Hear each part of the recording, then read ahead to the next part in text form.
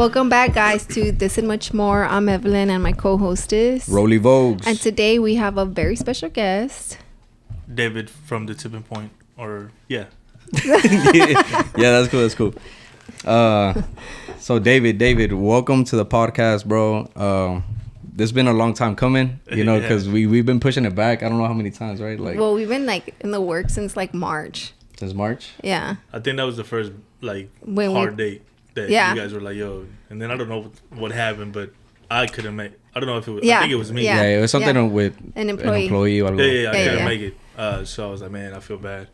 And then we tried again, and then we didn't have a date. We just never. We're like, cool. Yeah. And then we're like, we're gonna get some dates, but I feel like we book up our month or a month and a half in a day. That's pretty cool though. I right? mean that just. Yeah. I mean, I tell you this, I can tell, even from March, because that's when I started kind of paying attention to the podcast. The quality of guests, it's there's some people are it's growing. I can see that it's growing. Yeah, for sure. Thank you. Yeah, honestly, I mean, even having you on here, I feel like it's another step for growth in our pod, on our end, right? Yeah, especially being a Houston podcast. I kind of want to I low key feel like we're gonna be that podcast in Houston, honestly, personally. Speaking into no, straight up. It's just the amount of work that we put out and stuff. It's just it's just a lot, and then we're trying to get guests that are doing stuff or whatever, so yeah. But yeah, so I mean, how's your week been? It's been cool. You just got back from New York? Yeah, I took my son. It's his birthday this Saturday, so we wanted to take him on a trip for his second birthday, and I kind of wanted to make that a tradition. Okay. Because I feel like me being Mexican or whatever, we don't really have a choice of birthdays. It's you get a fucking gift and that's it. Could I cuss here? Yes. Yeah. Word. So you get a choice of a birthday party or a present. Yeah. And I feel like. So you're doing both. So I'd rather him make when he gets more conscious, obviously, hey, what do you want? You want to go on a trip or you want to have a party? Because they both cost the same. You know what I'm saying? So what you trying to do? Yeah. And I want him to obviously choose the trip more because it'll benefit him more. Yeah. In my opinion. Yeah. No, yeah. It's crazy that you say that because that's how our thought process was. Our son just turned 5, so I told Roland, let's do a small birthday party, and once he's 5, that's the year we'll decide if we take a trip or a party. And this year he decided to take a trip, so we ended up going to LA. Oh, word. Yeah. We went to the... Yeah, because of Super Mario and all that. So we took him there. And, and somebody had said, right, on social media, they were how do you deal with, birthday guilt or whatever, just because we didn't throw him a party, but we took him somewhere else, But then I did throw him a party. But we ended up throwing him a small get-together. I feel bad. But it ended up becoming a party. But, yeah, we weren't going to throw him a party at all. Just something small with, immediate family. It was still small. Smaller-ish. Yeah. Yeah. It was small. Yeah. But, but I mean, I just, I'm glad we took him, to... Because I've never been to LA. That was my first time. Our first time, Yeah. So. I've been privileged to be, to be able to travel for a hot minute now. We had family in LA. We had family in Riverside, so I grew up kind of going to LA. Chicago and New York, so I'm very familiar with those cities already, even before I became a dad. I guess New York, it was when I opened the tipping point in the beginning, it was a lot of New York because I like New York market for purchasing and shit like that better than I like at the time Vegas, and then Vegas got better, and then I would go to Vegas. And now Long Beach is better than Vegas, so I'd rather go to Long Beach because I got mad homies in Long Beach, so I would just go to, what I mean? So because of my job. But you buy wholesale? Yeah. So whatever clothing brand we want to have or whatever, they show 6 months before. So it's twice a year, and then you go buy for the season for next season. Oh wow. Yeah. So you kind of make your purchases 6 months in advance, and then so they have conventions for that. It's called market. Yeah. So I kind of want to know. So whenever we were coming over here, I was telling her I don't know at what point I started following you on Instagram, right?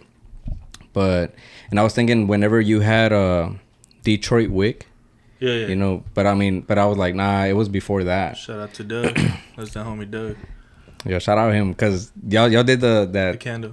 Yeah, the candle. Oh wait, the Sprite. Yeah. Oh, because you went, right? I went. I was there by myself and shit. Yeah, I went solo and shit. Yeah, I was just trying to like fucking go and see shit, you know. But I think I followed you before that, but I used to like what you know how sometimes you just type shit. Yeah, and then, like, man, my Twitter fingers go crazy. It used to go crazy back in the day. And I was because like, my shit be misspelled and I don't care. I just let that bitch go. Right. So all my friends give me a hard time. They're like, "Here he go again." Somebody pissed them off. And I figured it because it was always something that like was like kind of. I don't know what type of stuff you would write, but I would screenshot some of it and just keep it for myself just because it's like either some like inspirational shit or you were talking some real shit, you know? And it's just shit that I just like, I do that with a lot of people. If I see something that I like, I just screenshot it, you know? He does screenshot. And you should. I mean, I feel like now the way instead of screenshotting, people like repost things, right? Like, so if you see something, oh no, yeah, for sure, I'll repost it to my story. And honestly, like, I think because of how I grew up, I just be saying shit that everybody want to say that nobody want to say. You know what I mean? Like, I'm not afraid that it's gonna hurt my business, or like if it's wrong, it's wrong, and I'm gonna talk about it. Yeah. And I feel like people protect their business because they want to play it cool because they're like, oh well, you know, like I have a business and. You know, and I think that's why we like the podcast, because at the end of the day, like we've said it before, like on here, where it's like it's our podcast, we make the rules, you know, and we'll speak our mind on whatever we want to speak on our mind on. Yeah, for sure. And if they agree, cool. If not, cool too, you know, because at the end of the day, I mean, who's here to tell you like that you're wrong, like for your opinion, right? Well, like when it's an opinion. Socially, right? Like, yeah, everybody's like, oh, I want to be politically correct. And then everything started with the whole también, like the cancel culture, right? Yeah, for sure. Yeah. And they just started that shit, and I was just like, I don't really see it too much. Yeah, I think they're trying to overturn it. I think people are trying to like not even pay attention to it like that no more. For sure. But like, I know this is off topic and shit, but did you see the whole Yaritza thing?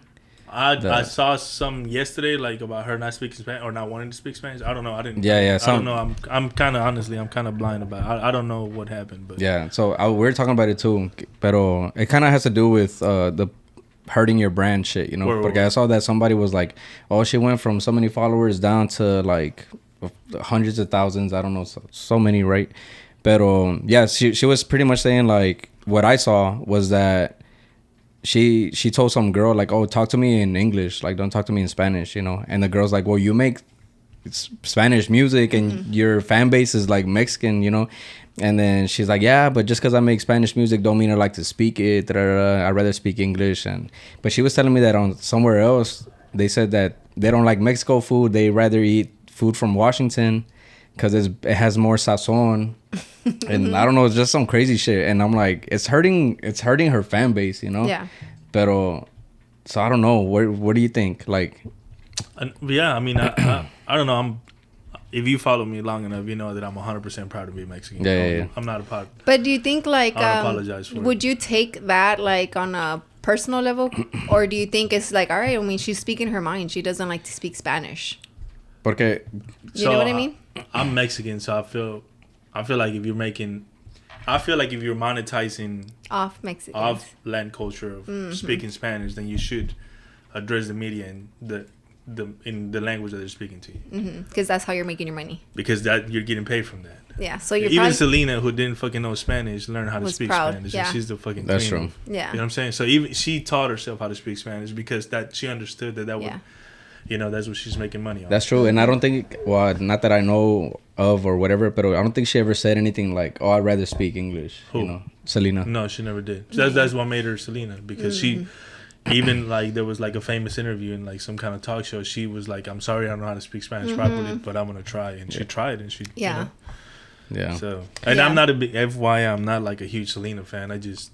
They just, you know, it is what she's way bigger than this girl is. I hate to say. Yeah. No, yeah, for sure. No, yeah, I mean, I think at the end of the day, I mean, because she did say that thing that you said. She did say it? No, but you said that you saw. Oh, I don't know, because there was something else that somebody said, she said Mex Shitco. Instead of Mexico. At that point, you are like, all right, you are bashing. Because I was saying, like, if she's bashing Mexico or their citizens and stuff, like, then... Man, I'm just, like, very sensitive in a way when it comes to, like, people bashing Mexico. You know what I'm saying? Like, even... I hate to throw him under the bus, but even like with Chinko, I know Chinko personally. You know what I'm saying? When he started getting crazy about his political views, I thought it was fucked up because I was on his podcast speaking about my immigration experience because I beat ICE. You know, I was locked up in immigration, and I won. And so I feel like he used my story for his ratings, and then like when Trump became available to run, he started like changing. And I was like, yo, bro, I was just at. Wait, hold on. I thought you were for me. You know what I'm saying? Like, you're basically not for me. And that's weird because, like, I've known you even before this. So, I'm very protective of, like... Your people. Like, Mexicans. Yeah. I hate to... I don't bash any other cultures, so I don't expect mine to be bashed. You know what I mean? Yeah. I mean, I think it just, like... I agree because when me and Roland, like, talk about, like, cultures, like... Because my family's Salvadorian, so we're not from Mexico. Oh, really? Yeah. What part? Chalatenango. Oh, okay. We're from La Union. The white part. The tourist part. But so then I feel like... Her dad is from La Union, though. Oh, really? Yeah. I wonder if... I mean, La Union is so small. So actually, he just finally came around because... You know, Salvadorian man. You know, my boy. He like. Why are you bashing Salvadorian man? he likes to drink. Nah, they do say that Salvadorian guys. My mom always said, "No te cases con un salvadoreño." You can ask my wife; she'll tell you the same thing. I don't know. I've never dated a Salvadorian, but her dad is like, "Hey, I have property over there. We should build something." And apparently, it's like 10 minutes walking from the beach. So, you know, it's a place. No, it's a place that we were gonna go this year, but it kind of fell through. But I want to go because it's beautiful. Like, I mean, I'm all about traveling. You know what I'm saying? Like, if you follow me, like I said, I love traveling. So I want to travel now, and I also don't want to hide that from my kid. Like, bro, that's half of you. That's half of you. You know what I'm saying? Like, I don't think that we're better or worse. I think, you know, I think good people are good people and shit people are shit people. They come in all colors, all races, all everything. So I want him to experience that too. You know, I want him to grow up understanding that. Obviously, like, my wife would tell you, she's like, I grew up surrounded with Mexicans, so I don't really identify a lot with real Salvadorians. But you know, the thing is, like, it's because, like I love Mexico, right? And I, like, his parents are like, eres más mexicana que salvadoreña, and they're like, you're Mexican more. Huh? You eat chile? What is that? Like, if I eat chile, sometimes I'm not big on it. That's the test right there. No, yeah, because when we went to El Salvador and then they gave us shrimp, right? It was a big ass shrimp, bro. Like, allá es puro like the size of my hand. Yeah, it was big shrimp, and then it's más mariscos. Yeah. I mean, bro.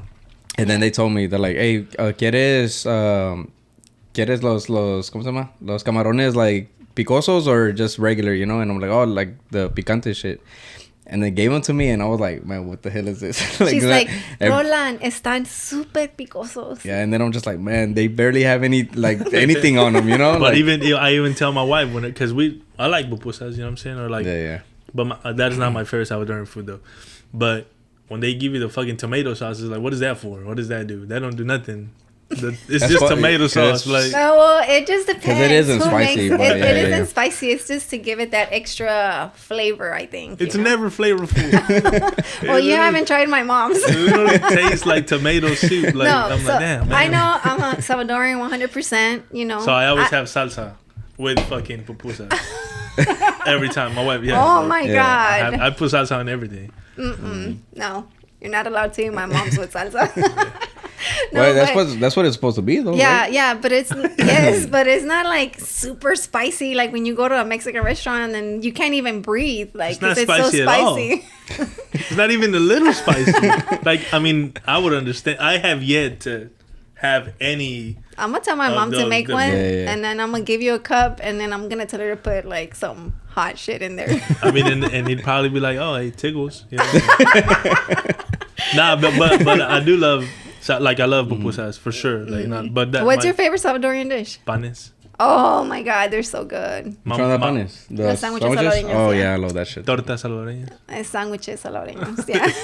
But I don't eat it with all that stuff though. I do. I love all everything. Like curtido. Well, yeah, curtido. But I like the beets and the lettuce. I don't like the beets. I love all that. I put all that shit in it. And eggs, right? Eggs. In like the some boiled people eggs. put eggs. Yeah, I like mine with like boiled eggs, pepino, and then the chicken. And I have to have lettuce because it gets too soggy. You know what I mean? So yeah, I put the mayo and mustard, and then the lettuce, and then the and see, that's like a secret, like that it's mayo and mustard. Not that is the secret. That is the secret. Like it's like not a lot of people know that the panes have mayo and mustard mixed together. No, my wife makes regular ham and cheese sandwiches with that mayo and mustard, and that shit slaps. Bro. Yeah. Fuck it. Yeah. Lucia and Jesse, y'all know what y'all gotta do. The sandwich shop. But you know, back to like the culture stuff, I feel like even as a Salvadorian, I feel like I've never really like, you never like bash other cultures, right? Because at the end of the day, I feel like we're all Hispanics, you know, we're all Latinos, and we all end up together, right? Yeah. But obviously there is the same thing like with religion. Like if you're a different religion, I feel like you can hear somebody out. You don't have to agree, but the way you don't agree is what matters. But that's I mean, back to the Chingo thing, like that's what happened. I just saw him like maybe like 3 weeks ago, and we had back and forth online. Like we were, you know, like, nah, I don't fuck with that shit, and like he kind of like went at me and I went at him. Then I saw him in person and I was like, man, he came up to me. He was like, yo, what's up, dog? And I was like, hey, what's up? And I, you know, like nothing happened. Like I was like, yo, it is what it is. Like I can't like. I'm getting to the point. I'm older now, so I get to the point where I'm just like, it don't even matter. You know what I mean? Like, because we're grown people. You don't like what you like, you know. Yeah. Fuck it. Like, And he is a friend of the podcast. But whenever he came on, we tried not to touch on the political shit, just because I knew it was like that type of shit, you know. And it's like, and he's not a bad person, bro. Like he's a good person. Like I said, I could like respect. Like I said, we just saw him. And I just saw him, and it was cool, like, you know, but I respect his political views. It is what it is, you know what I mean? Like, there was a time that I felt like he was attacking people like me, you know what I'm saying? It's like, yo, I was undocumented for a while, like, so what the fuck does it matter? I'm still doing dope shit, you know? Like, I'm, like, what does it matter? Like, I pay my taxes, I provide jobs, I, you know, inspire hella people, so, like, what difference does it make where I'm from, you know what I'm saying? Like, and people be like, oh, well, they just need to be legal. It's like, it's not that easy, bro. Like, if it was easy, everybody would be legal. You know, if it was easy, if it was as easy as getting a driver's license or a passport, then people would do it. But it's not that easy. So I think everybody has. It's easy to speak on something you don't even have to deal with. You know what I mean? Oh yeah, for sure. Like so, I mean, obviously he didn't have right. He's from here. Yeah. Yeah, he's from here. Yeah, but I mean, he's from us, from where we were from. His parents. Yeah. Oh, okay. I think so. Yeah. Pero, ¿qué te iba a decir? Oh, and then, but back to the Salvadorian thing, like, right now is a great time to go. Oh, yes. Oh, yeah, for sure. I've been hearing, like, I mean, I'm with that energy, our president is the #1 in the world, so y'all know, you know, he put us off the chart. So. And that shit is becoming contagious, because, like, now Honduras is doing that with their prison system. Yeah, like, that's dope. I fuck with that energy, because that's, I mean, you know, you follow me. I talk shit just like that. I was like, bro, I don't give a fuck. Like, you can pull up on me if you want to. Like, I don't care. Like, that's what needs to happen. Like, that you need drastic change, like drastic measures to make drastic change. And bro, that country was like at the bottom of the. Yeah, it was one of like the worst. Yeah, whenever we went over there, I was already like, fuck, they came at him too. Like, I'm like, I showed up with tattoos and shit, and they're just like eyeing me and shit, and I'm just like, damn, I don't know, man. And like, then they did come up to you, right? Yeah, but they're asking for money or some shit though. But like, I think he probably thought I was like part of their shit or whatever. But I don't know, shit. They shushed them off though, right? Like, it's the tu prima. Yeah.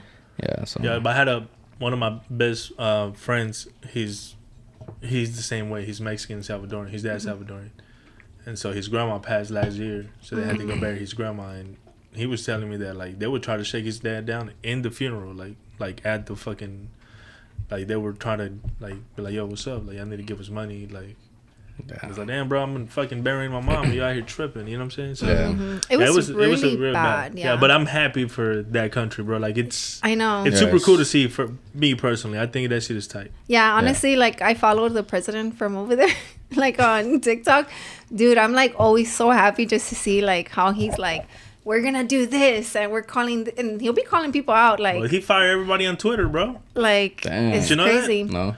No, I didn't see that. Everybody that was like in the government right when he took over, that had been there for like generations, he fired them over Twitter. Yeah, and then he called out, like I told Roland, I'm like, man, he was doing like a conference, and like a lot of the people were there.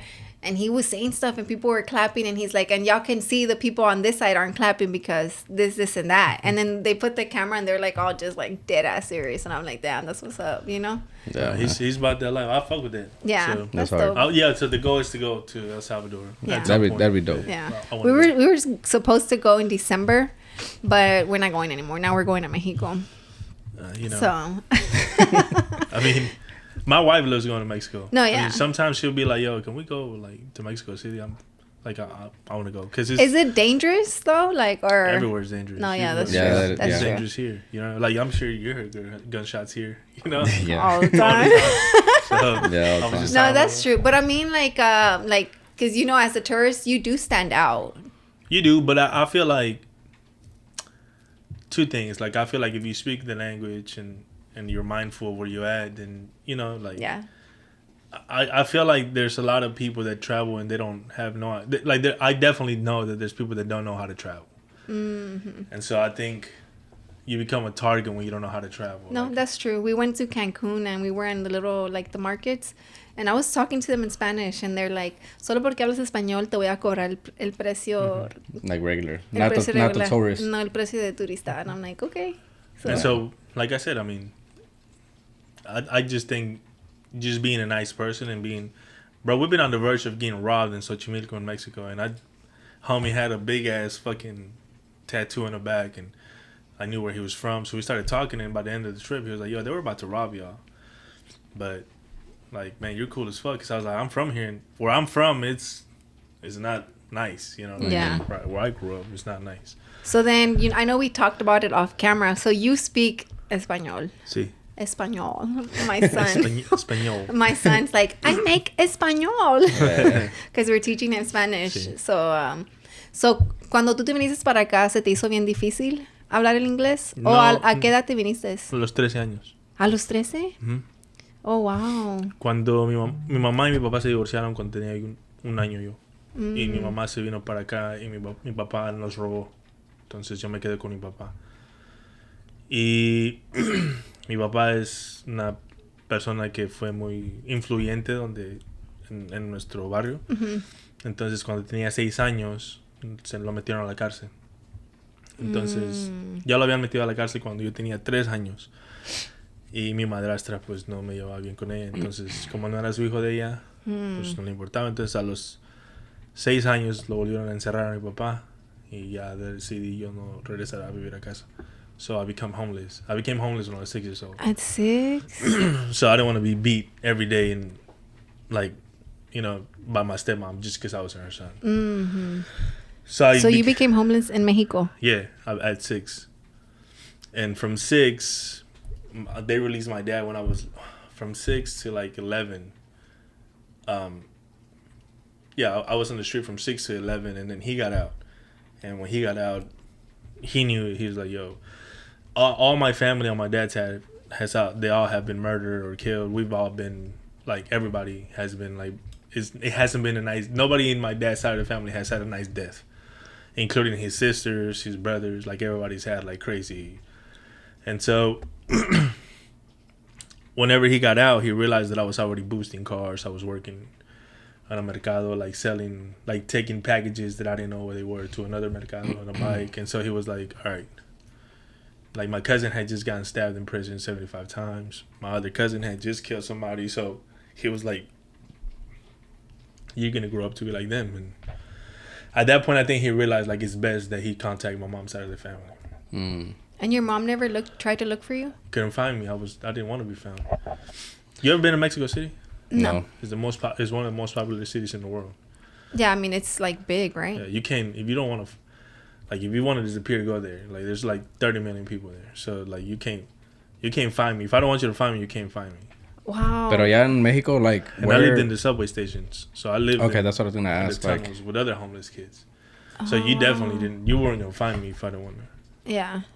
And you weren't scared of I don't know, getting picked up, in the... I was a street kid. I was not But you know how they have like the stuff where they pick up the kids and they make them work for them. Yeah, I mean, imagine that, but like my dad hired everybody, so everybody knew my dad. So they didn't mess with you. No, everybody knew who my dad was. So they're like, all right, yeah, like let him be. Like I tell you this, so all my cousins used to rob buses. So they would get on a stop, and by the next stop, they had already stripped everybody from watches to necklaces. So it happened a few times when I was on the bus, and my cousins or like people from the neighborhood would rob everybody and take their backpacks, and then they would come to me, and everybody would just like, why didn't they take his backpack? You know what I mean? Because nobody messed with me, because I was my dad's son. Yeah. So wow. Damn. Let's go on a quick break. Okay. And then we'll be right back.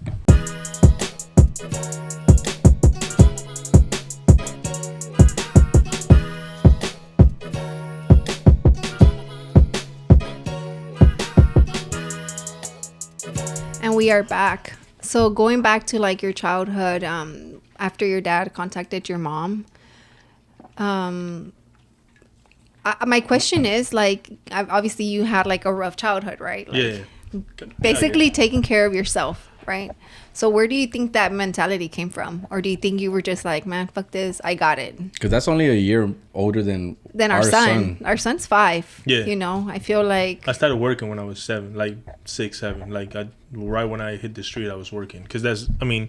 Well, Mexico's different. Yeah, it's like... So. I mean, it's hard to explain to people in America because, like, it's very common over there that you see homeless kids. Which is fucked up because everybody's desensitized and it's normal. You know what I mean? Like, it's just normal to see it, and that's not normal. It shouldn't be normal. Yeah. But it's just normal. So, it never really was like an I got it moment. It was just like, that's just what I needed. Like, that's just what I'm doing. Like, I never thought about, I always lived scared. Like, I was always scared. I had this, like, what did they call that shit? Like, persecution syndrome. I always felt like somebody was after me. And I think that was just my intuition to like leave. So I would always like feel weird and I would just bounce. Yeah. So nothing ever really bad happened to me in the the hindsight. Nothing like I never got like nothing permanently to my body was done, no damage, like that. It was just like, you know, like just fights or like working when I was young. Yeah. So it was nothing like crazy as in like, you know, like there's kids that get ran over by trains or by cars because it's very common. And like nothing like that ever happened to me. It was I was just at the right place at the right time. Yeah. And obviously because everybody knew my dad. Yeah. So what do you think, like whenever you came, did you want to come to the United States? Nah. I was telling my mom it's crazy because like, if I would have known that I was never gonna come back there, I probably would have never came. I probably would have just ran away again, and I wouldn't have let nobody like get you. Yeah.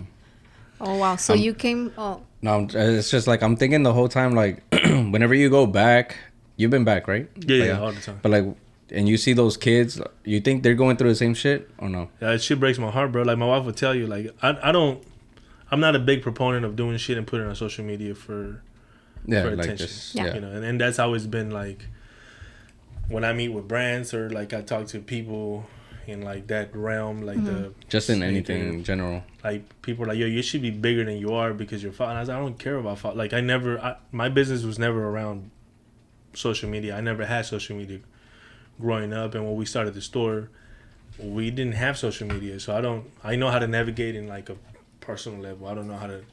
I use social media to post shit that I want y'all to see, but not to make money of it. Yeah. And so when I go back home, like, bro, I'm like that shit breaks my heart because I'm that like I was that kid. Yeah. So like I'll literally like, and there's been times that we're eating like tacos or somewhere in a taco stand, and then like a homeless kid asks for money, and I'm like, I see the owners, they're like, yo, get out of here. Like they tell the kids like, yo, and I'm like, nah, he's not leaving. And so I tell them like, yo, get whatever you want. Yeah. And then they're like, well, can I get some for my mom? And I was like, yo, get whatever you want, just get it. Yeah. Like, how many people? And I'll just do it because it just sucks. No, yeah. But, you remind me of his dad. Your dad is so like, it's very... when we go to Mexico, like, he's so giving, like, so giving. I mean, I'm a giving person even here, but to go back to where you're from. No, yeah. Like, it's hard to explain to people where I'm from, because it's like, imagine if you didn't even dream of anything. You didn't have no dreams. Like, there's nothing to, like, school is not even a thing. Like, yeah, like nobody. There's no hopes of traveling. There's no. It's not even that there's no hope. There's not even in your brain. Like, you're just thinking like, okay, where am I sleeping tonight? Like, or there's the day of. There's no like, I'm gonna be a doctor. Like, that's not a dream that you have. It's not even registered to where I'm from. Nobody thinks like that. Yeah. My wife would tell you, like, nobody that I know from the neighborhood that I grew up in with my cousins, nobody not even remotely close has done what I've been able to do. Yeah. And it ain't much. No. And do you feel like you were able to do that because you came over here? Yeah, for sure. I think, that was the blessing in disguise. Like, I didn't know that. Yeah. Like, but it's like, I'm appreciative of it, but it's like, well, what would happen if, I wouldn't have known any different had I not left. Mm-hmm. So it's not like I would have missed it because I wouldn't have known it.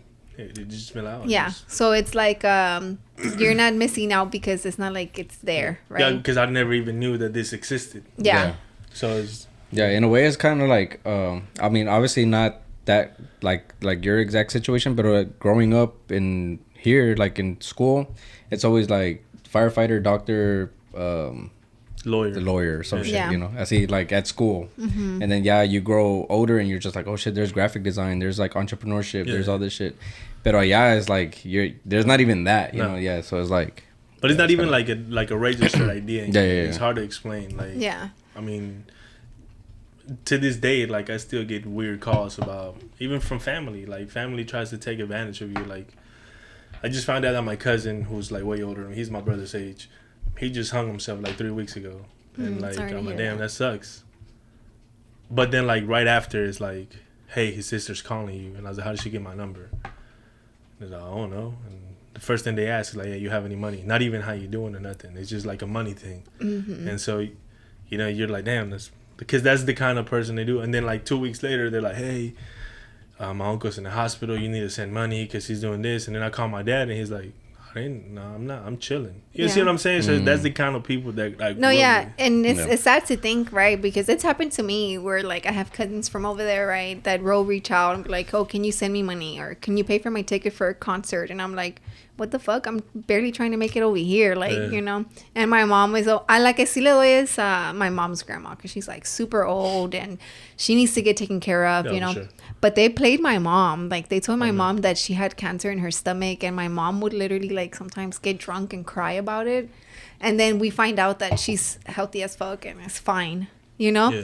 And my mom was so upset. And she was like, damn, like, I would send money, and this happened, And it's sad because at the end of the day, it's your family, but they just, not that they don't know any better, but at the end of the day, it's like they kind of don't. Yeah, for sure. I mean, that's just the hustle mentality. Mm-hmm. You know what I mean? Like, and I mean, I have that in me too, right? I come from that, so like, I know how to read the bullshit. So I just don't partake. Yeah. Even the cousin that I just told you about, he grew up with my brothers. My brothers are 8 and 10 years older than me, so I never grew up with him. Matter of fact, like, he's the first person that I saw kill somebody in front of me. Like, so I didn't like. He was way older than me. Mm-hmm. And I'm probably the only person that saw him kill that person. And he just looked at me. And we made eye contact because I was going to school. And, like, he was just like... And I was like, all right. And I just kept going to school. Like, that's just what happened. Like, when he was locked up, he called me from jail asking me... Like, I had never talked to this fool. I hadn't talked to him in, like, 25 years, maybe. And, like, the first thing he says, like, within 30 seconds of speaking to me, like, hey, I need some money. And I'm like, yo, don't call me again. Like, I get real worked up because... Mm-hmm. It's like I was literally alone over there. Nobody protected me. Nobody took care of me. Nobody fed me. Nobody clothed me. Like, and so I just don't have a good feeling about that family. You know what I mean? No, yeah. I think. Do you think it's one of those things where you're like, man, I took care of myself. Why can't you take care of yourself? Yeah, especially when I was 6. Yeah. Mm-hmm. And like he's like at the time before when he died, he was like 52, maybe 50. So he's way older than me. So. It's not like he couldn't. And then he had my dad. Like, everybody worked for my dad. My dad was like the big drug dealer in our neighborhood. So everybody worked for my dad. Yeah. So they were well taken care of. They just became drug addicts. They never they never listened. Oh, como que se chiflaron. Yeah, with, I mean, because it was there. With that he had, oh, he's my uncle, let me fuck around, right? Like that. And so when my dad lost everything, and even my dad got taken advantage by his family. Like, everybody took, when my dad got locked up, everybody took everything and left my dad with nothing. So it's just like, that's just the way it is, you know? So. Do you have like a communication with your dad now? Yeah. For sure. I think probably like 10 years ago, maybe, I started going back regularly to just fuck around. And then one day I was like, man, fuck it, I'm going to go. Because I still remember where I grew up, what street, how to get there, where to go. So did you just show up? Yeah. He was just like, you know, it's crazy because, like, Father Time is not forgiving. Like, my dad was like my superhero, you know what I mean? He was like strong and muscular and shit. He was locked up on and off, and so he was always fit and shit. And then, like, I show up, like, way later, 17 years later exactly, and he's like this little short man, and he's like all gray, and he's just looking at me like crying now. Like, I never seen my dad cry. Yeah. You know, and I'm just like, damn, that's crazy. Like, just time is not forgiving, you know what I mean? Yeah. And how do you feel now that you're a dad? Like, you're just like, you ain't doing that? Doing what? Like that route. Like, do you feel more protective of your son? Which, yeah, by the way, like, I like his name. Like, and I had told Roland, and when I'm like, man, I like this name, and he's like, yeah, that's David's son's name. And I'm like, I know. Yeah, it's I do everything to, like, make sure that, but it's hard because, like, you don't want him to suffer like I suffer, or even, like, get a whiff of it.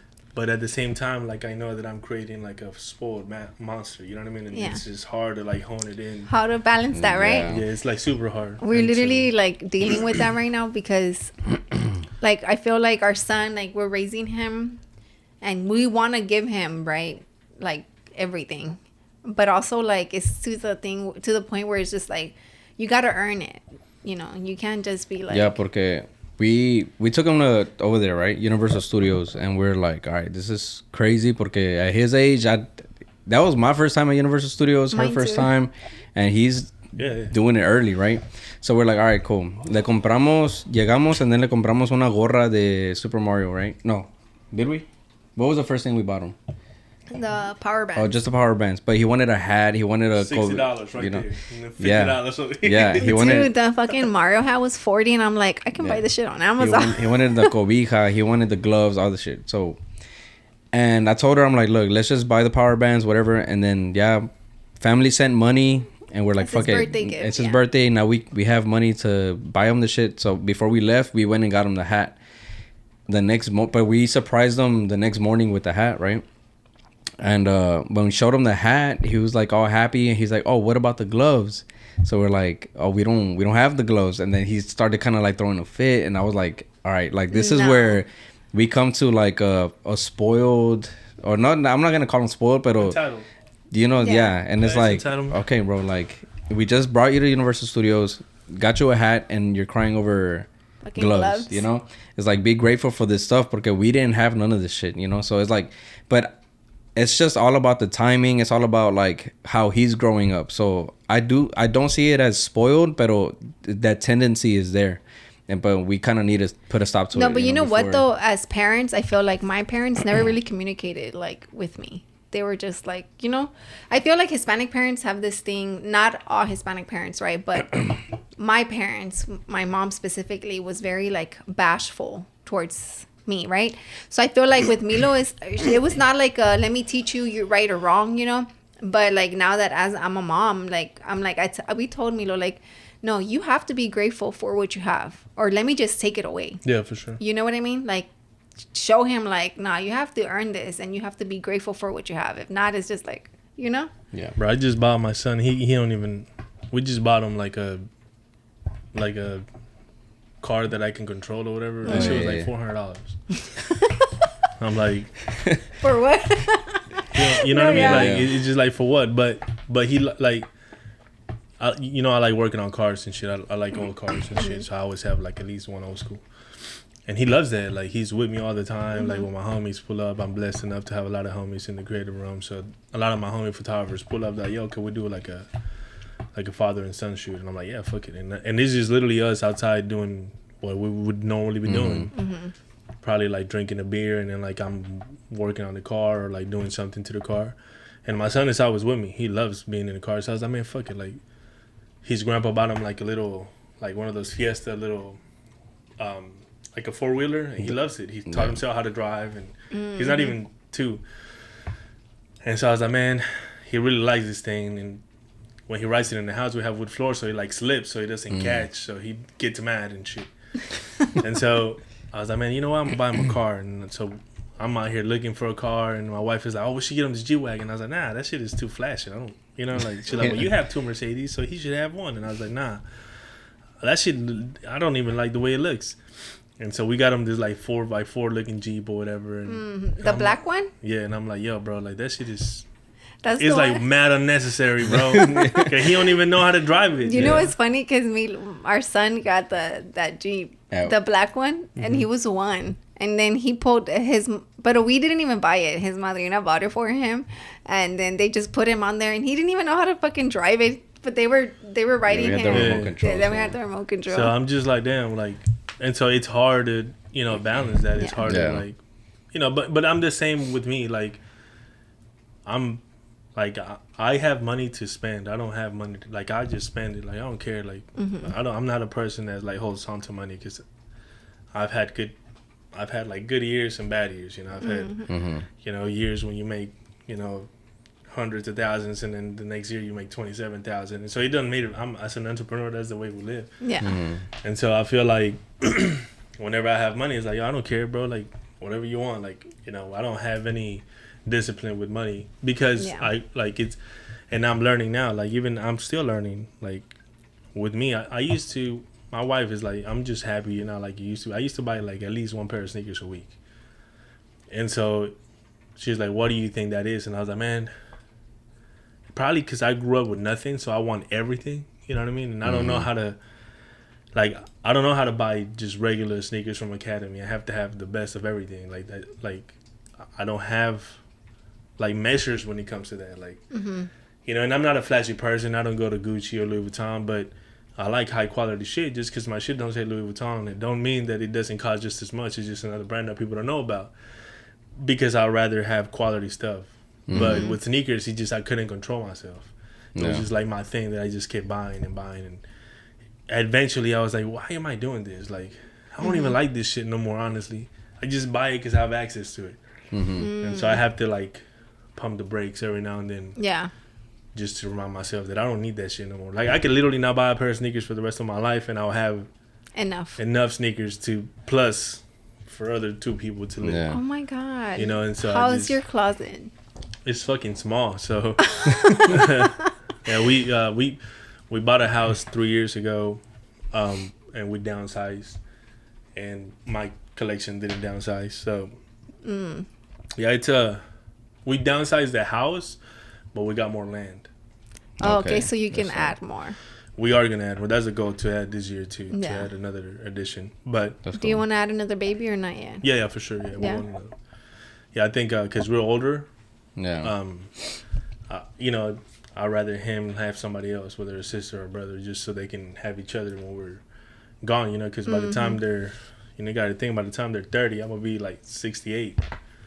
So, it's just shit that you got to think about, and that's if I make it that far. You know what I mean? So. Wait, so how old are you right now? 38. Oh, I knew it. I knew you because I made the math when you said it. So I'm like, but I don't want to sound dumb if I don't say the right number. Yeah, I'm 38. Oh, okay. So when did you start all your like? Okay, so what was your? I was gonna ask, like, okay, you got here at 13, and then what happened from there? Like, I kind of want to know the story from that to just like.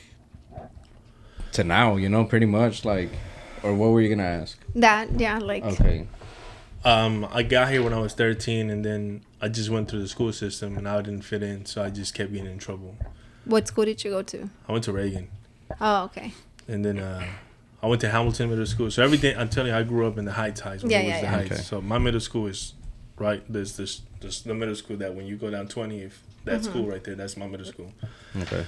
And then I went to Reagan, which is off of the same boulevard, but on 13th. So, you know, I just didn't fit in. I didn't speak English. So I literally, people tried to bully me when I first got here because I didn't know English. And the first person that tried to bully me, I think from that point on, people never bullied me again. They just tried to jump me. But it was the weird, like, Mexican-American thing. You know, they didn't speak Spanish, I didn't speak English, and I didn't know what the fuck they were saying. So eventually we just got to, like, people started swinging, so I started swinging back. Yeah. And so by the time I was in I got put in ESL. By the time I was in 7th grade, the teacher was like, all right, you already know English. You're just playing stupid. And she was right. I already kind of, like, I could carry a conversation by 7th grade. Mm-hmm. And so I got kicked out of ESL and I got put in regular classes, and I just got in more trouble because, you know, I started becoming like a person that could talk English but still hang out with like Mexican people and Spanish. So I didn't want these other people to get jumped because they didn't speak English, so I kind of stood up for them. So I got into more fights because, like, I was like, you were defending them. Yeah, and but it was a group of us. It was not just me. Mm-hmm. It was like 4 of us that could fight. So between all 4 of us, we could just like, and so we got to the point where like the Mexicans that when we hung out in lunch break or after school, they're like, yo, don't fuck with those Mexicans because they fight. Like those Latin people, they don't just, you know, it's not like it was before where people just turn the cheek and then they just. Yeah. No, yeah. So we, like, they fought and we fought. Mm-hmm. And so by the time, like, 8th grade came, I was pretty popular, you know, in kind of middle school. Not popular. I was popular for the wrong reasons. Yeah. Because I was always fighting. Mm-hmm. And so the time I got to high school, you start all over again. Same shit happens. You get, try to figure out high school. And, yeah, man, just kind of 17 years old, I caught like my first case. And so there you go, like, start becoming part of the statistics and shit. And so I started kind of getting in trouble. We got into a fight. I had a pistol on me. And they're like, yo, unlawful carry of a weapon by a minor, petty robbery. They caught me the circumstantial, said that we tried to rob somebody, but we never robbed nobody. It was just a fight. Mm-hmm. And then when we got arrested, the cop found a gun on me. Mm. But the guys that we got into a fight with, they were kind of, it was more shameful back then to say I got robbed than I got whooped. So he was like, oh, he didn't rob us. You know, like, it was just a fight. Yeah. Mm-hmm. So because they said that, they were like, okay, so you didn't rob him, which I didn't rob him. And back then it was popular when you beat somebody up, you kind of humiliate them so we would make them strip to their pants and we threw them on the freeway. Oh, and so that's why the cops said that it was a robbery. Oh, okay, yeah. Okay. But we literally didn't have anything there. We literally just grabbed their pants and threw them on the freeway. Yeah. And so I get caught up in that. I didn't beat the case, but I got like 2 years in TDC, and then like I just did 9 months. Did you graduate then? I graduated high school. Yeah, I came back, graduated high school. And then, at the time, all my friends are just, we had a friend that was cooking crack even out at that age. Mm-hmm. And he was getting real violent. And so I was hanging out with him. And by the time I got out, I was like, man, I don't want to be a part of this shit. Like, this shit is crazy. Yeah. So then I didn't know what else to do. I worked at a restaurant and I just enrolled in culinary school. And then I went to art school. What restaurant did you work at? I worked at a fucking burrito making place off of Durham and I-10. And it was just like, it doesn't exist there no more. Oh, okay. But that was like my job. So why cooking though? Because that's what I did. I had a cooking job, so I was like, oh, well, I might as well go into this. Yeah. And then my brother used to cook too, so I was like, oh, well, I guess he makes a good money, so I'll try it. Mm-hmm. I'll make more money if I have an education. So I enrolled in culinary school, and then I saw that it was not just culinary school. It was like graphic designers, sound engineers. Which one was it? The Art Institute. Art Institute. Okay. And so I got exposed to even more people that were like different. They weren't. It was not like a regular college. No, yeah, it's not. So it was how did you pay for that? Because it's expensive. I didn't pay for it. It was just student loans. Oh, okay. And so it was just like, and so then I meet this young girl that goes there, and we kind of start dating, and she's Indian. And her dad, after I was dating a year, he didn't want her to be with me anymore, so he shipped her to London, where she was born. And then I moved to London when I'm 19 years old. I dropped out of college so I can learn. So really, the excuse was that I was going to learn how to cook, because like school was kind of I already worked in a good restaurant. By the time I enrolled in culinary school, I already worked at a fine dining restaurant cooking. So I feel like school was moving too slow. Yeah, they're just teaching you basic shit. Yeah, and so whenever she split, I decided that she asked me to come live with her after like 3 or 4 months. So then I lived in London for 2 years. What? I moved and I just traveled cooking, and I learned how to cook traveling. Like, she had family like 3 hours away in a town called Leeds, and her uncle would come like once a month to see her, and her cousins were our age, so they would tell her like, hey, we're coming to see you this weekend. So she was like, when they come, you can just leave and travel, and I was like, fuck yeah. So I was based there, and then, you know, whenever her uncle would come, I would go to like Portugal, Spain, France. To go cook. Yeah, to go. And back then, that's how you learn how to cook. It's called a stage. So like, they see you in a restaurant. I'm like, yo, I want to work for free. Just want to learn. And they're like, okay, you can work for free. So they'll just give you enough to like get a hostel in the area. And so you just live in a hostel for 2-3 weeks, a month if you want to. And that's how it goes. Oh, shit. So, yeah, that's crazy. But do you think that you were okay with that lifestyle because as a baby or as a kid you were already like... Yeah, for sure. I've never been like I didn't have anything to tie me down here. Yeah. So and what did your mom say? She didn't know. Me and my mom never had a good relationship until now. So whenever you were all that, so you weren't living with your mom? When I came here, I lived with her from 13 to 16. That's when I left here. Ah, okay. And then at 16, I moved in with my brother back in the north side. Oh, okay. And then my brother moved out and had his girlfriend. So by the time I was 16, 17, I basically had my own place. Yeah. And so I just always been on my own. So yeah. And then, you know, it took some time for me and my mom to like fix our relationship, because like people were like, oh, you came here, you met your mom, it's like happily ever after, but it's like, it's not that. She don't know me, I don't know her. Yeah. Well, you didn't grow up, and you probably don't. The label as a mom is just mom, but you know, she doesn't play the role in your life as a mom. And you're a mom, so I always tell people it's a difference between being a mom and being a parent. What I needed was a mom. I didn't need a parent. Yeah. You know, I didn't need somebody to tell me what to do, how to do it. Especially when you're already like raising yourself, so, right? Yeah. But I needed somebody to love me and like show me compassion. The cariños, yeah. But she was always working. She was like all about work, so she never really was present, and so we had a lot of bumping heads. Yeah, I can see that. But let's go on a quick break, and we'll be back.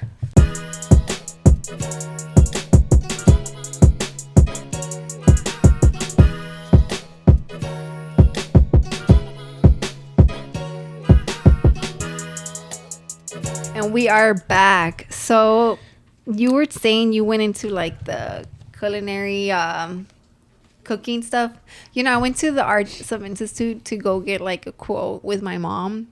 Like, she talked me out of that shit real quick. She's like, how are you going to pay for this? Yeah, I wanted to go there. And in my head, I'm just like, man, she's really asking me how I'm going to pay for it when she's my mom. Like, she's supposed to got me, but she don't got me, you know? Yeah. So then I was like, I'll just go to HCC. And I didn't even go. But what were you trying to go for? I was interested in the cooking and like the interior designing. That's what I was into. But because in high school, I graduated early, so I took a cooking class and I really enjoyed it. But ask me now, like, nah, I'm good. I'll throw everything in the fucking air fryer. But how was the cooking for you? Like, so you were in London, you did the different areas, and that's a very different lifestyle to have, like, to experience that, like. Yeah, I mean, I think it helped me, like one, I think when I tell people that, like, being homeless so young helped me a lot, it's probably, like, the biggest, like, the best thing that could have probably ever happened to me in a weird way. Mm-hmm. And then traveling is obviously the next best thing that's ever happened to me, so. You traveled at a young age. Yeah. So. Just being able to, like, just pick up and go wherever I wanted to. Mm-hmm. But at the same time, like, feel like nobody got you, you know what I mean? Like, it's hard to explain. You're on your own. Yeah, it's hard to explain to people. It's like feeling really alone, where like you don't feel like, it's not you don't feel like you have nobody. It's like really loneliness to me is like feeling like nobody has you. You know what I mean? Like, and so that's how I felt for a while, for a long time. And so just being able to that has always kind of been like my filter, right? So it's just like I put that up, and then I'm like, yo, fuck it. Like, I could just dip. You know what I'm saying? So when did you end up leaving? when I was 19. No, London, like. Oh, I got deported from London because I overstayed my visa. And so I got deported because her dad found out that I was kind of on and off living. Because she was really wealthy and like we had like a chauffeur and shit like that. And so she, like basically the chauffeur snitched and like basically they called their version of the Department of Homeland Security. And then they found out that I overstayed my visa by like, because they gave me the visa for 6 months. Okay. And then I ended up being there almost like right below 2 years. And so they found out, they threw me on a plane and brought my ass back to Mexico. So you went, at that age, you ended up in Mexico? Yeah, at 19. And did you go to your town? No, I came like straight back. Like literally, I got to Mexico City and then I bought a flight to Houston immediately. Because you already had citizenship? I had at the time I had my green card basically. Okay. So you were just like, so why didn't they just send you to Houston? Because I'm not a American citizen. Oh, okay. So then when you got to Houston, that relationship ended and that was that? Yeah, for sure. I mean, we already kind of knew. It was already, I already knew, it was just too weird. Like it was not going to work. And you're dodging shit. Yeah. And so then when you got to Houston, what did you do? What was your next step? I went back to school, went to culinary school. Because like a big feel of my success is because my mom always told me everything that I couldn't do. So I had promised her when I left the house that I was gonna like get a college degree, and she was like, "Yeah, whatever. Like we'll see, because you're out here like hanging out with gangbangers and shit, and you're not gonna do anything positive." So I just. Do you feel like it sucks to say, but that's what motivated you to prove her wrong? She knows that now. Like we've had like several heart to heart. Like my mom couldn't drink. Me and my mom. I'm the only one of her kids that she drinks with, like, comfortably. Yeah. Mm-hmm. And so we've had, like, times where we're like, okay, let's sit down and let's hash this shit out, Yeah. And it's usually with a big bottle of mezcal and just her and I going at it, like, questions for me and questions for her. And that's how we've kind of found our relationship between each other. So whenever I came back, I just went back to the restaurant business, started working restaurants. And then I got this opportunity because I was... back then I collected sneakers. I would come to the mall, to Almeida Mall, because nobody was ever in that bitch. I would always get a pair there, and I would go to Northline Mall and I'd get a pair there. And even before I moved to London, I noticed this one guy, he was always at the stores. And then like when I came back, I started doing my same rounds. And then he was like, "Hey bro, like I've seen you since you was like 17, like coming here and getting sneakers and shit." And I was like, "Yeah." I was like, "I always see you." And I was like, I was like, "Yo, why is he at all the stores?" Mm-hmm. Then I found out that he was the regional manager for Foot Locker. So he was always at all the Foot Lockers making sure that their merchandising was straight. And so he was like, "Hey, me and my homies, we're gonna open a store, and like, basically, you look like the person we want in our store, like shopping with us, and like, you dress different, so." Like, would you be down to work for us? And I was like, I don't know if I'd be down for work. Maybe, yeah. I was like, when is it going to open? He's like, "Man, right now we just got permitting. We're starting, like, design and construction soon." And I was like, "Tight." He's like, "We already got all the funding and everything." And so long story short, like, that's how he was like, "Would you be down to work for 3% sweat equity?" And I was like, "Yeah, fuck it." So I worked for 2 years for like 3%. For free, basically. So by the end of year 2 or year 3, year 2, one of the other partners wanted to leave. Mm-hmm. And so I saw it, like, that was my opportunity to become majority owner of the tip, like, not like become like them. Mm-hmm. And so because they were all older, and so the guy that wanted out, he wanted $10,000 for his share. So I sold everything that I had, and I just bought myself that 25% that he was leaving, which made me a 28% stakeholder now. And so that's how I became the tipping point, because I was the guy that looked like the shop. Like, I looked like the tipping point. The other guys were older, so they didn't dress like me. Yeah. And that's how that name came about. David Tipping, yeah. Wow. Also because of the tipping, like the Houston shit, yeah. Yeah. That's kind of why my name is Rollie Vogues. Yeah. Because of the Vogue tires and shit. I figured. But yeah, I wanted to keep that Houston shit. But so did you have the taste of like the clothes and this? Well, obviously, right? You had like that taste in fashion like before tipping point came along? Yeah, when I moved to London, I think kind of. So I've always dressed different, even when I first got here. Mm-hmm. And I felt like I never fit in because I always dressed different at the time. Do you think that come from like Mexico?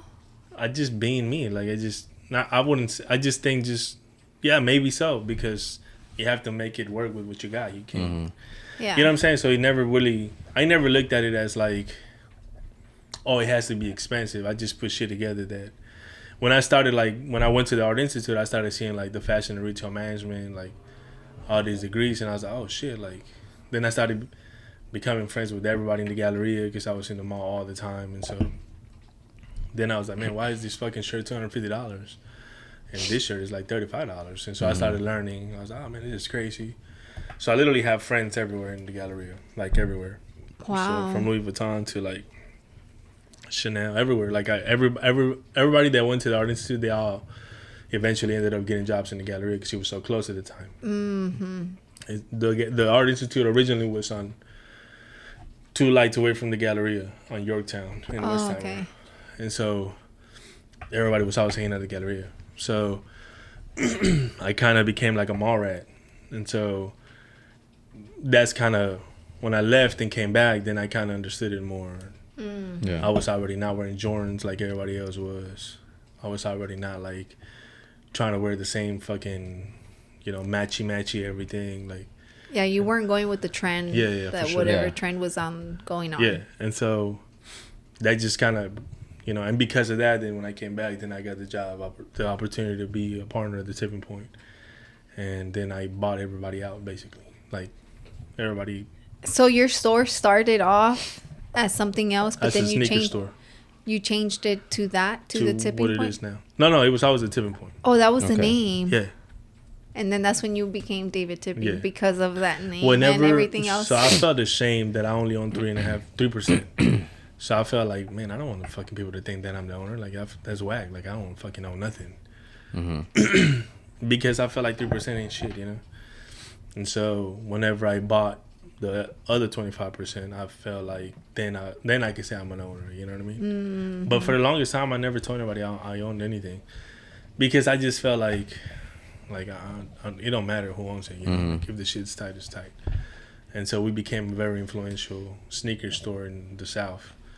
And so we were at the time in like magazines and the internet and shit like that. There was nothing like that in the whole South. It was just us. Yeah, and social media wasn't even a thing. Yeah, that. So then we started getting like activations with like big artists and shit like that. We brought Nigel Sylvester down before Nigel Sylvester was Nigel. We worked with Don C in his first pop-up. I mean, it's just like a lot of things that we did to like maintain that like, damn, like they're putting together like music with art and like sneakers. Like there was no store that did that here, Mm-hmm. Even the ones that opened before me, like there was no stores that were doing what we were doing. So what was the name? Shout out Jesse from Hip Hop Vintage, right? Jesse knows the story too. Yeah. Yeah, he's the one that was telling us that your story's crazy. We actually had called him because I met up with him and Lucia yesterday at their sandwich shop, and he was like, yeah, he's like, who do you have lined up? So I started telling him, he's like, man, David's story is pretty crazy or whatever. I'm like, we actually have him tomorrow, which was today. And then he's like, because you have an episode on HBO. With Anthony Bourdain. Yeah. So how was that? Yeah, how was that? That was just crazy. That was the homie, for real. Like, we worked on that show for like 3 weeks. And so it was on and off calls and shit like that. And it's crazy it's just crazy, honestly, to like be even in the same room with that dude. You know what I'm saying? Like, so I've been able to work with like 2 of my heroes, and him being one of them. Yeah, for sure. Because he was doing the same thing, right? I mean, traveling and but like people don't know why he's important. Like, he's not important because he was a chef. He was actually not that good of a chef. Yeah, because I would see him on TV. But I never knew his impact. I just like, he's like one of the traveling guys, you know? He's the traveling guy. He's the guy that taught everybody how to travel and eat. Like, because of him, there's the term foodie. Because of him, like, people go to these towns and like, eat food with local people. Like, it's all because of him. Like, the way people eat now is because of him. Like so social media, like the social media. Like he opened that realm, right? For sure. Yeah. Like he put it on a show. You know, like I'm sure people were doing it before, but because that's how I've always traveled. I've always traveled like that. Like I eat where people from the hoodie, like I eat in the street. Like I don't eat. I mean, I like fancy restaurants, obviously, because that's my job. Yeah.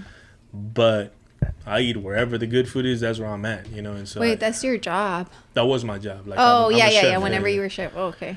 So it just, you know, it's I'm the type of person that, like, if I go to a beach town, I want to go with a fisherman to go catch the fish. Like I'm like that. Yeah. And so, because at the end of the day, it's kind of like the good shit, right? That's really the tight shit. You know, I've been lobster fishing in Belize. You know, I know how to butcher. Like I can kill a fucking goat from beginning to end. I can cook it from when it's alive to where it's not. So, like I can do that in real life. You know what I'm saying? So that's crazy. I just feel like I've been blessed and to be able with experiences. Yeah, to be able to do that, and so for him to reach out to me, it's like, hey. So he reached out to you? Yeah, he was like, yo, we heard your story. We want to know if you're down to do a Houston show, because we've been wanting to do a Houston show for like years, but we never knew the angle. And honestly, like, the show that y'all saw is not what we originally planned. Like, there was not supposed to be no Americans, no Slim Thug, none of that shit. So I still haven't seen it, but I kind of saw it because Jesse was like, is this episode? He's like, I'm going to text you. And he never texted me yesterday. So then I was like, I called him. I'm like, what was the episode? And he's like, it's on HBO, da-da-da-da. And then I looked it up. So I kind of like skipped through it, and then I saw like your part. Yeah, so that's kind of interesting. So it's like there's what we see and then what was planned, or what? Yeah, like, for sure. It literally looks like it was just one day. Yeah, but it wasn't. It was like 3 weeks of production, and there was that whole Slim thing happened by accident. Fucked up. He wanted to try lean real bad, because he was a recovering heroin addict, and I was super against it. I was like, nah, don't. That's like heroin, bro. He was like, yo, what the fuck you talking about? I was like, that's literally liquid heroin. He was like, man, it's not that bad. He's like, plus, I'm already over that. I just want to know how close to the shit is or whatever. Or to experience it. Yeah. And so I'm the one that was like, yo, this is Slim's people. Call them. There's like a slab show.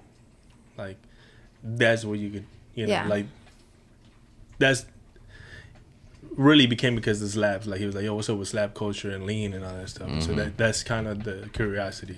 So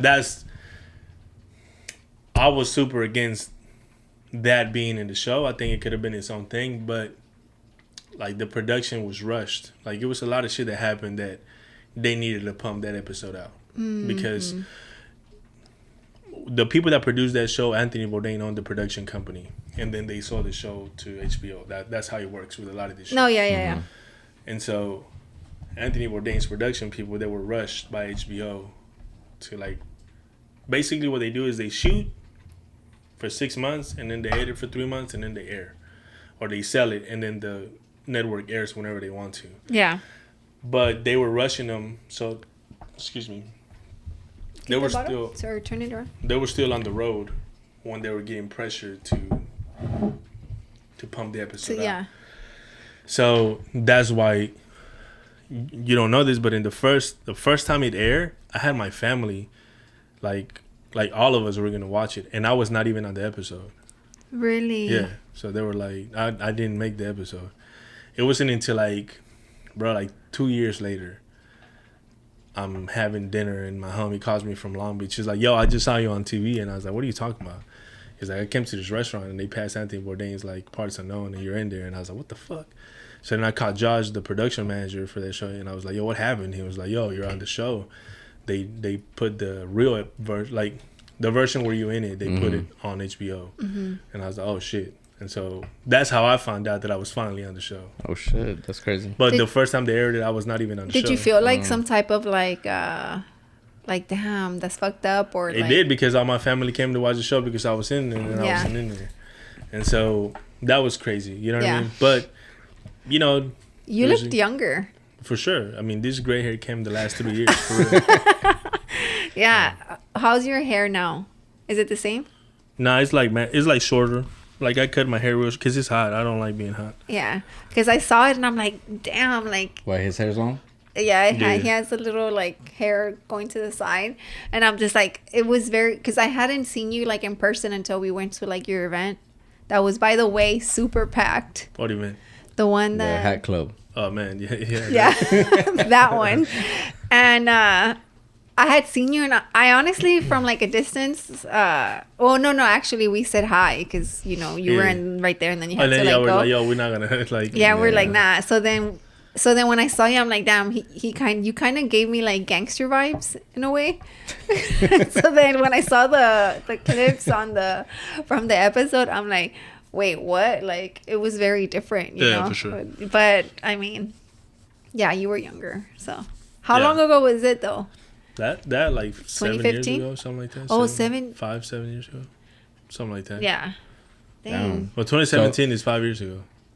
Well, it was in 2017? Something like that. I don't know. I said like 5 or 7 years. Yeah. So I was like I mean I'm gonna watch the episode because I didn't even know that was out. Or I know. whatever, I forgot to tell. I didn't tell you yesterday, right? No. Yeah, I was supposed to tell him because Jesse's like, oh yeah, da da da da da da, and I'm just like, oh man, like you gotta text me because like I'm gonna forget. And then I called him and he's like, oh, it's this and that. And we're like, oh yeah. So yeah. But how was he or whatever? Like, it was cool, bro. And then afterwards, y'all cool. still kind of stayed in touch. Sure. Yeah. He was just like real friendly dude. He's like, he was real down to earth. He was not like he just smoked a shit ton of cigarettes. He was just like, oh, I'm gonna smoke. Like, I apologize. Like he was just always real mindful of everybody in the room. Like he made you feel like he knew you for a long time, even when you just met him. Yeah, like as big as he was, he'd never belittled anybody, right? Or made you feel like he was superior to you. Yeah, right? Now he was just like a down to earth. I think that's why he's still so loved and like just cause, like his cultural impact. You think like the culinary stuff kind of helped you in that to get in contact with him, or did the culinary? What else did the culinary like kind of like lead you to? I mean, it's just this is what I tell. This is my real job. Like that's what I did. That's what I do still. Like every now and then, like I'll go cook. What's your favorite dish to cook? Steaks, probably. Really? Oh my god! How do you make them? Or what's the best way to eat them? Rare. Oh. Like barely seared and shit. Like. I like my shit moving still. I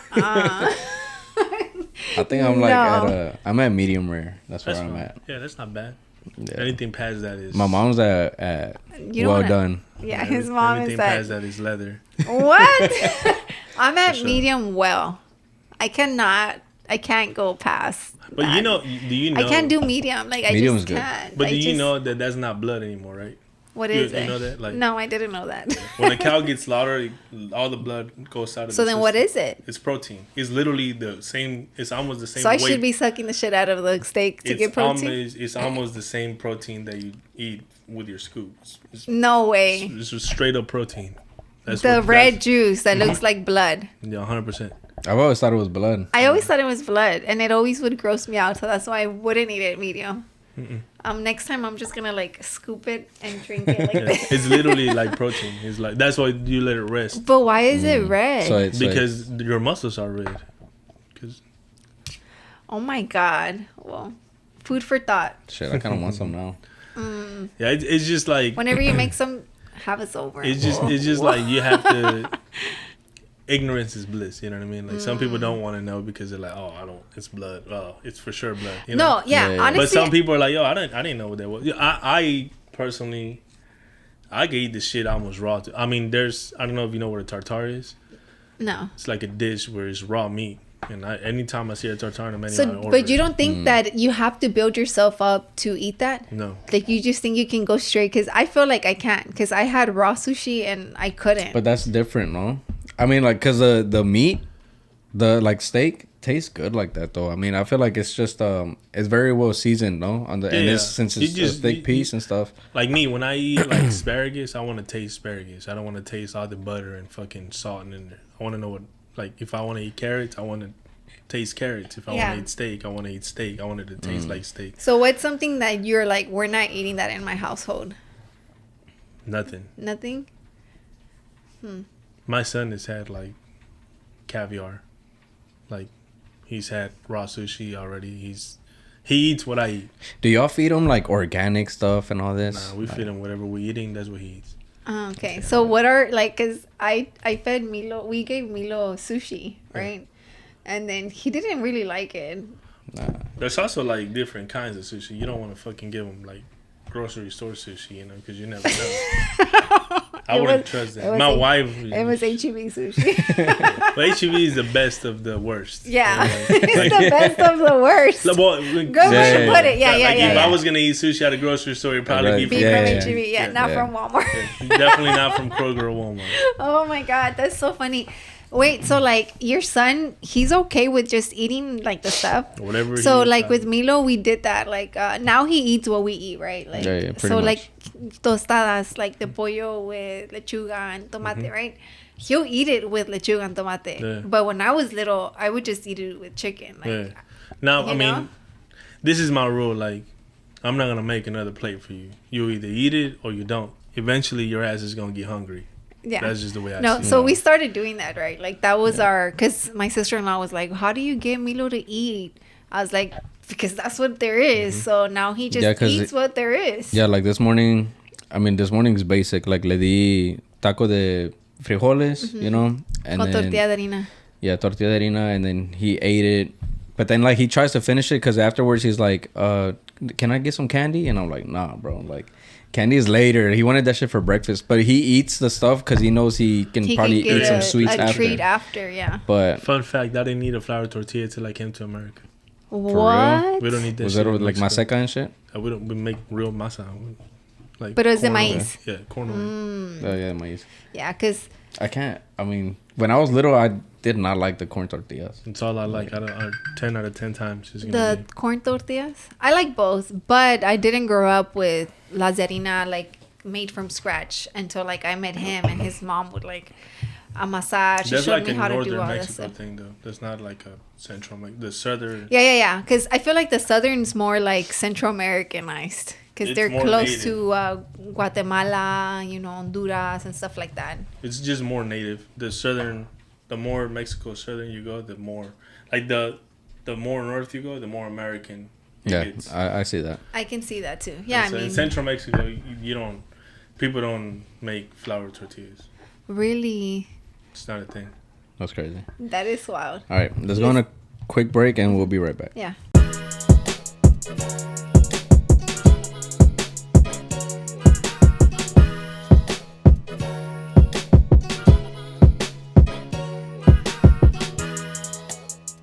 More Hat Club stuff? All right, bet. You gotta get there. That shit was crazy because I was watching we had people that we follow or whatever, they were there, and the show was just hectic, right? That day, the Hat Club day, that shit was wild. It was like lines and across the street and shit. But it's funny. Are we live now? Yeah, we're live. It's funny because people think that's like I just started doing hat events and. Like, if you know me, then you know that in 2013 I did like a hat drop with Don C. So, it's not, this is not my first hat rodeo, you know what I mean? Yeah. It's a little different, but it was like, fucking hats were like $500, you know what I'm saying? Like, the Don C hats. So, it was like a big deal. That's crazy. So, like, how did you, we're kind of fast forwarding here, right? But you take over the store, like, the store becomes yours and everything, right? So, what all is in there? Like, so it went from a sneaker store to what? We have a coffee shop in the front.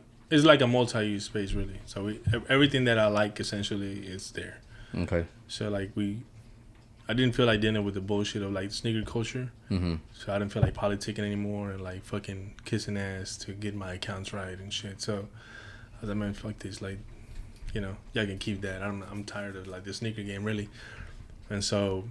Fabricio and I have been talking about, we did a store in the back. I think you had went to the very back when it was like real little roundhouse. And then whenever I closed the sneaker shit, I was like, why don't you just move everything to the front? We'll do everything together in the front.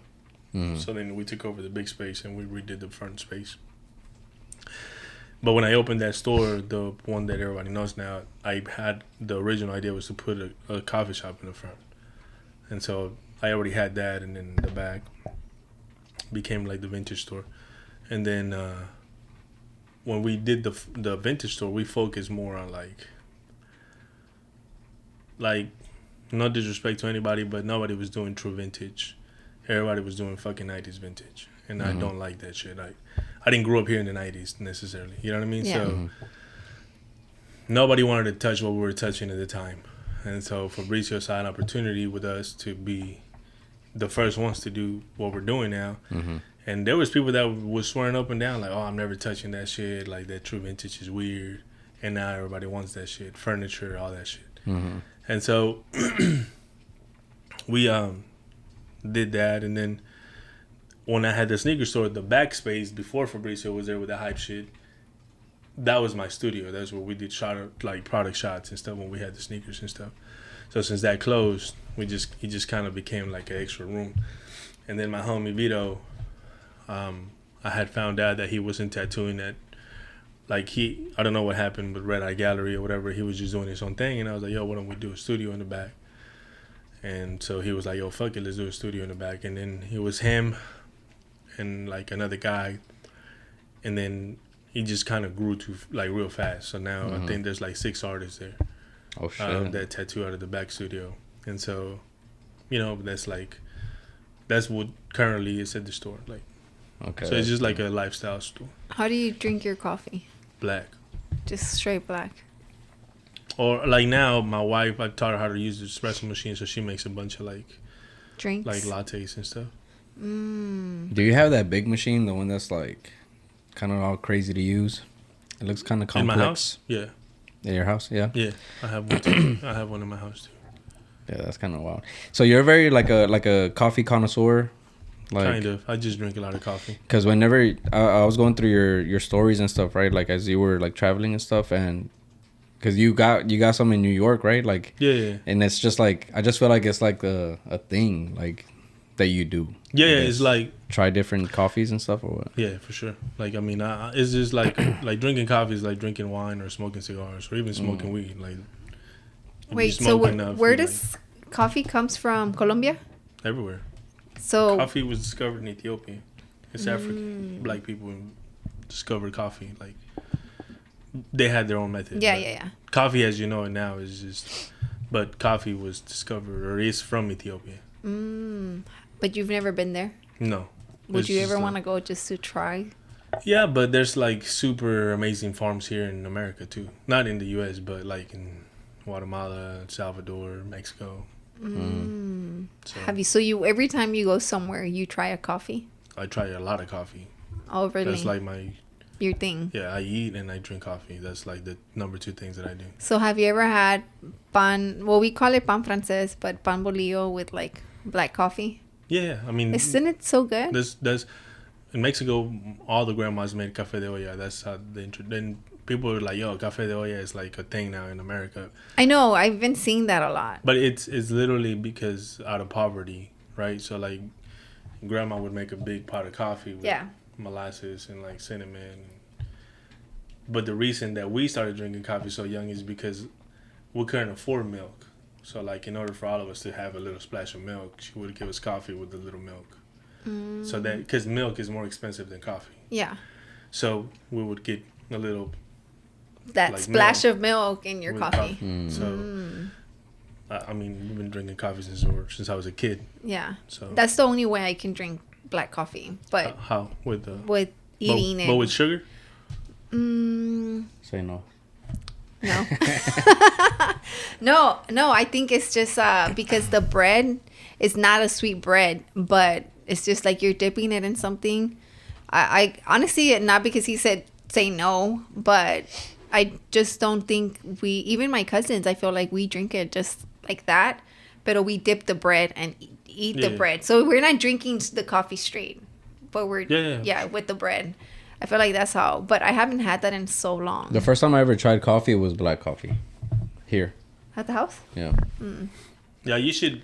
I don't know. It just depends also, like, if you actually like coffee, you know. Some people don't like coffee. Well, you know what? I don't think he just doesn't know how to, like, No, because, like, I was, ever since I was, like, 17, 18, I started drinking, like, energy drinks, right? Yeah. So I'm just, like, energy drinked out, you know?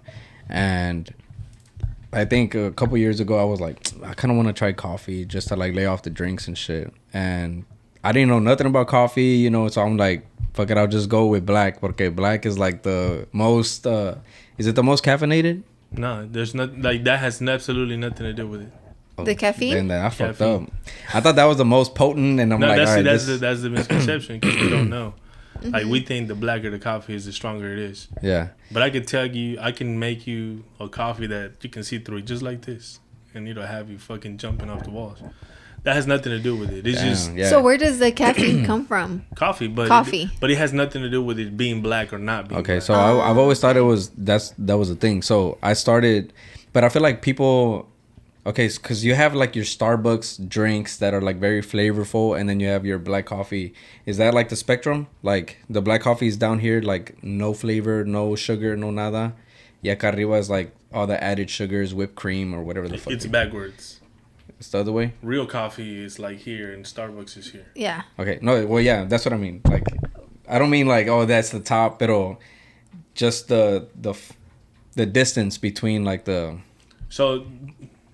So if you go to any local small coffee shop, they have way better beans than Starbucks could ever. Okay, so that's what matters. That's what matters. Yeah, that's what I was gonna say. The beans. Yeah, but that's where I'm going to. Okay, I started drinking black coffee, and then slowly she would like go get Starbucks or whatever, or make coffee here, and she'd be like, try this one, and I'm like, oh, this is a little sweeter. I think I could drink this one, and then the Starbucks is like way sweeter and it's more flavorful. Well, so because the only coffee I make here is the protein one. Yeah, it's pretty good. Because I do just like medium roast, and then it's like just the regular black, but then I add my caramel protein to it, and that's my flavor to it, you know. But yeah, so like the beans do matter. 100%. So, like, do you buy yours wholesale? I mean, we have our own roasting. They roast for us. Like we have a roast. They roast our blend for the tipping point. Really? Wow, that's pretty it's cool. It's a whole coffee business. Like y'all's. Sure. Yeah. Damn, that's dope. That is cool. You know what? I need to go over there and like try the Well, because he went to Joshua Vitas's coffee shop in LA, which was it was good. Yeah, you know. Okay, yeah, and go. And he tried. I'm not like, I don't know how to ask for coffee. I just it's like a whole thing. I mean, it's intimidating. That's why people don't do it. Cause like it is intimidating. Yeah, like, and then people are fucking assholes. Like baristas are dickheads. You know what I mean? So I don't. Yeah. But it's just like that. That's why this new generation of coffee owners is like, we're switching that around. Like, education should be free, and you shouldn't feel ashamed for not knowing how to ask for fucking coffee. Mm-hmm. Yeah. I should teach you how to order coffee so that you don't go make an ass out of yourself at another coffee shop. Yeah. Because other coffee shops, like before us, they made you feel like you were stupid for not knowing. Yeah. And that's not. Or it's just like the looks they give you, right? So and let me tell you, I only ordered 2 drinks from Starbucks, and I never change shit from it because I don't even know what the fuck to add or what to take off, you know? Yeah, for sure. It's just a frap, you know? It's just like a caramel frap. That's it. Like, that's what I get. Or the strawberry lemonade or whatever. Yeah. That's the only things I order from Starbucks. Yeah, the fucking menu is like a Bible. Yes, so it's just like, and then I'll add like an espresso shot. So what's that like? That's where coffee comes from. Like coffee, It's every coffee drink is made from that shot. Every coffee drink, a latte, cortado, everything comes from that little shot of espresso. Oh, okay. So when I'm like super tired, I'll be like, can you add like an extra shot? Thinking mentally like that, all right, this extra shot's gonna wake me the fuck up, right? But we went to that other, what's the name of it? Joshua's? Yeah. Matte Black. Matte Black, shop. Yeah. So we got the coffee mug right there behind you. And I just told the girl, I was like, what's y'all's house special? Like, what's the drink, you know? And she's like, oh, this, and that. And she named a bunch of ingredients. And I was just like, well, I don't fucking know. Just, that's fine, you know? She's like, well, what kind of milk do you want? And I'm just like, whatever milk comes with the drink, you know? She's like, what did you say? She's like, I don't know. I'm like, well, which one do you like? And she's like, oh, I like this one. I'm like, okay, do that one. Like, I felt like I wasn't going to taste the difference because, of course, it's not like I drink coffee like that, you know? To know the difference in, like, the milks and the shit that they put in it. Yeah, and so he got the same version, but hot, and I got it cold. And I'd rather it was cold. It good? It was good. But it was kind of, like, already... Hot outside, so I'm just like... Yeah. It was already the afternoon and shit. Yeah. We're getting coffee and shit, but I just wanted to go there. But yeah, so like, how do y'all's work? Like, do y'all have a menu or y'all just go based off of? A menu. Oh, okay. It's just a small menu. We don't. Like, it's not like a big coffee shop. It's just straight coffee. We don't do all the fucking razzle dazzle that everybody does. So what's you said just black coffee? That's what I drink, every morning. No sugar, no nothing? And that wakes you up? Yeah. But is it just because it's like I'm the man for drinking this black coffee, or do you really like it? Yeah, I like the way it tastes. I like the taste of coffee. But then he did say the seeds matter, so... It's probably better tasting, You know, I was gonna ask porque I'm not. I feel obviously you're very tapped in to Houston culture, right? And you know a lot of people and everything, but I feel like I'm very. I'm still like getting in touch with Houston people, or the people that are like on top of the Houston shit, you know. Yeah. But I'm very like gravitated towards like. It seems like I'm very gravitated towards like LA creatives. But being Joshua Vitas is the main. Are you familiar with him? Yeah. Sure. So it's like him, bro. I just feel like I'm going to his coffee shop, and I don't even drink coffee like that, and I never been to your coffee shop. You know what I mean? Like, but I just feel like your coffee shop is kind of like the same. You're like, it's the Houston version of that one over there. You know what I mean? In LA, yeah. Me as a creative, you know what I mean? Because I feel like you're surrounded by a creative like aspect and stuff, you know. So it's like I just feel like I need to be more tapped in with the Houston stuff and like kind of dig in a little more and just surround myself with that more. You know what I mean? No, yeah. But yeah, it's just like I think it's important because that's you want to be a part of that now. You know what I mean? Like you have a platform, like a creative platform. So it only help you, help your brand probably. More. And we're all like about supporting like the locals, like, you know what I mean? Yeah. But of course it's just like you somehow have to like be tapped in, you know what I mean? Yeah, for sure. And then like keeping the connection like alive. Yeah, for sure. Like, after we record the episode, I feel like we're pretty good about talking to everybody who's been on here, right? We're trying to, porque before I would never attend like events. I'd get invited and I'd be like, I'm too busy. Sometimes I'll just go by myself and shit, or I just didn't want to go by myself no more, so I just don't go, or whatever. Pero no, I think we're very like keeping connections alive now, honestly. Yeah. That was actually one of the things that I was gonna ask him about a long time ago when we brought that topic up about keeping connections alive. Porque I always use you as an example. That time that we met at hip hop. That's when I got your number the first time. Yeah, for sure. But back then, I didn't have like the podcast. I was just a graphic designer. So I was like, all right, the only thing I can offer him is like a design or whatever the hell, right? But I never found any reason to text you or call you, and I was just like, and I'm like, fuck, like I'm gonna lose this connection. Like I'm not gonna ever build shit with him. Yeah, like we weren't like he wasn't at the time, right? Like prepared to be like, hey, David, like. Boom, something. Yeah, I have this. And now we on. have like the podcast, right? So now we're just like, hey, we would love to have you on, like pick your brain, like, show the people like your story, share it, because I'm sure you've shared it like with others, right? Yeah. But I mean, it's always different viewers. For sure. Yeah, everybody has their different audience and shit. Yeah. Yeah, but at the end of the day, that's why like I love this shit, and now we're face to face and shit, and just talking and stuff, and just being able to actually build now. Rather than back then when I wasn't ready to, you know what I mean? No, yeah. So. And that's how I work, bro. I think shit happens when it's supposed to happen. Yeah. That's just what I believe in. Then No, yeah. I think everything happens for a reason and at its perfect timing, so. Yeah. But with that being said. I think that's it. Because, there's a lot more stuff that I want to talk about. Like, I want to talk about, like, like how you get in contact with Hat Club, how you like throw events and meet with like Detroit Wick and stuff, like just all this, and then just like the art space, the furniture space, like because your house is like furnished with like a bunch of it's very like stylistic, no? I feel like I've seen little bits and pieces and I just feel like like I told you, I don't. You don't try. Like I just like what I like, and it just so happens. Fabricio asked me this the other day. He's like, "Yo, I just feel to like something like." That's very super cool. Like way before anybody likes it, and I was like, I don't even know. Like sometimes that shit is shitty, but whatever. Yeah, because Fabricio too, like él, the way he dresses is not like hype shit, Like he dresses very casual, but it's like it's just cool the way he puts it together. You know what I mean? So But yeah, I feel like both of y'all have like good taste, bro. Like, appreciate it. It's kind of crazy. Yeah, so. That's what I get paid for. Yeah. He's like, this is just me. Yeah, like, I'm just taste. Do you mean me? Like, yeah. That's what I mean. That's the goal, right? Like I always tell people, like, yeah, you gotta make other people want what you have. Yeah, in a way. for sure. Like, but I feel like people try too hard, and that's I've been approached by brands on social media, like, yo, do you wanna do a partnership? And I'm like, nah, bro, I'm not doing no. Yeah. Like if I don't like your shit, I'm just not gonna buy it. Damn. Like that's just what it is. Like if I don't. No, but it's good because at the end of the day, you're keeping it real to yourself, and that's what there's a matters. saying that I was listening to, is like, you want to be at peace with yourself. You want to be at peace with the world and at war with yourself, or at war with yourself and at peace with the world. Mm-hmm. So you got to figure that out. Well, that's a great way to end it. To end the podcast with that quote. Other than that, David, appreciate you for coming through, bro.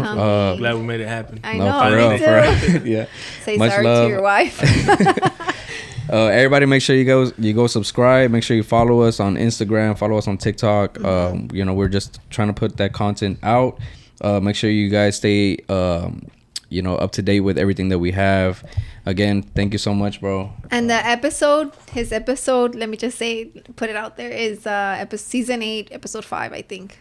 Season 8. How many? Oh, the Anthony Bourdain? Yeah, that's the one. Yeah. Word. Yeah. Damn, you have 80 seasons. Y'all done already? No, yeah, it's season 8, episode 5, I believe. But if not, Rollie will put it on in the description. And everything's gonna be in the description, all your social media and stuff. So, other than that, much love. Thank you so much. Peace. Peace. Peace out.